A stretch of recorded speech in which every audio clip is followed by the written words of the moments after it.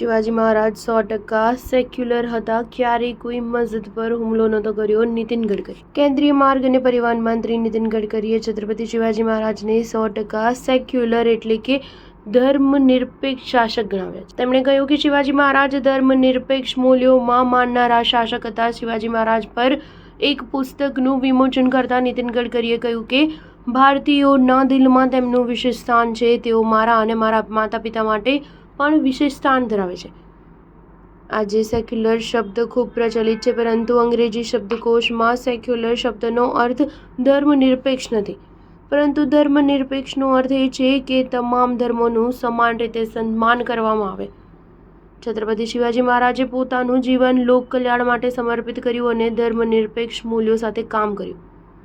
નીતિન ગડકરીએ મહારાષ્ટ્ર સદનમાં કહ્યું, મહારાજ શિવાજીએ તેમના જીવનમાં ઘણા યુદ્ધ લડ્યા, પરંતુ તેમણે ક્યારેય કોઈ મસ્જિદ પર હુમલો કર્યો નથી.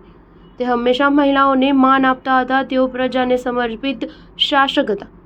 તેમનો વહીવટ કડક અને લોકો માટે મૈત્રીપૂર્ણ હતો. આ ઉપરાંત માર્ગ અને પરિવહન મંત્રીએ 10 નવેમ્બર 1659ના રોજ થયેલા પ્રતાપગઢના યુદ્ધનો ઉલ્લેખ કર્યો અને કહ્યું કે આ યુદ્ધ શિવાજી મહારાજ અને બીજાપુરના સૈનિકો વચ્ચે થયું હતું, જેનું નેતૃત્વ અફઝલ ખાન કરી રહ્યા હતા. જ્યારે અફઝલ ખાન યુદ્ધમાં માર્યો ગયો, ત્યારે મહારાજ શિવાજીએ તેમના પોતાના ઘણા સૈનિકોને પ્રતાપગઢ કિલ્લામાં સંપૂર્ણ સન્માન સાથે દફનાવવાનો આદેશ આપ્યો. તેણે જે સૈનિકોને આદેશ આપ્યો હતો તે મુસ્લિમ સમુદાયના હતા અને લાંબા સમયથી તેની સેનાનો એક ભાગ હતા.